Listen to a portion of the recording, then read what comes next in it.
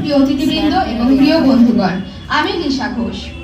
আজকে আন্তর্জাতিক মাতৃভাষা দিবসের এই শুভ লগ্নে আমি আমার তরফ থেকে আপনাদের সকলের কাছে আন্তরিক শুভেচ্ছা বার্তা জানিয়ে আমার বক্তব্য শুরু করছি। আজ আমরা এখানে সকলে উপস্থিত হয়েছি আমাদের মাতৃভাষাকে শ্রদ্ধা জানানোর জন্য ও তাকে সম্মান করার জন্য।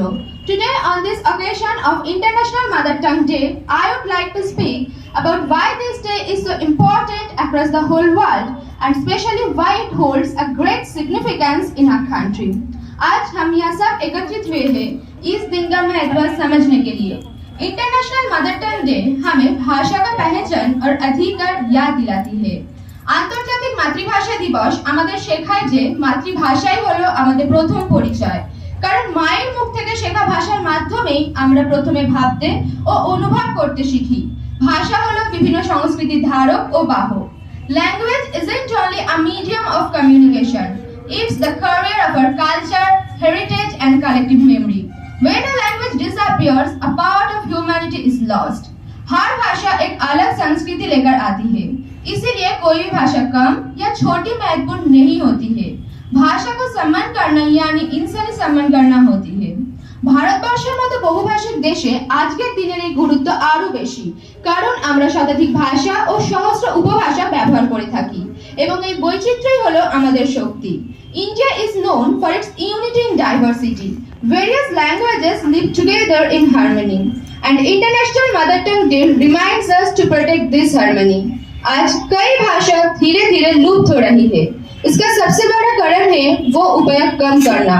हम जब कई भाषा बोलना छोड़ देते हैं तभी वो भाषा वहाँ खत्म हो जाती है। আন্তর্জাতিক মাতৃভাষা দিবস আমাদের দায়িত্বের কথা মনে করিয়ে দেয়। মাতৃভাষাকে ভালোবাসা এবং তার ব্যবহার করাই হলো তার আসল সুরক্ষা। ভাষা বাঁচে মানুষের মুখে। Learning English or any foreign language is very important because it helps us to connect with the whole world. But progress doesn't mean to forget our own roots.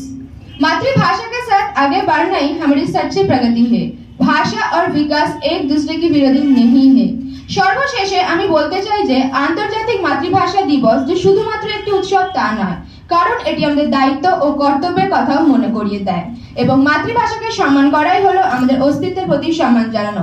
So let us promise today to respect our own mother tongue and to respect all languages equally and to pass this rich heritage to our next generation. अंत में मैं अभी सबको मेरी तरफ से international mother tongue day की हार्दिक शुभकामनाएं देती हूँ। সর্বশেষে আমি আমার তরফ থেকে পুনরায় আপনাদের কাছে আন্তর্জাতিক মাতৃভাষা দিবসের শুভেচ্ছা বার্তা জানিয়ে আমার বক্তব্য এখানেই শেষ করছি। Thank you everyone for listening me patiently.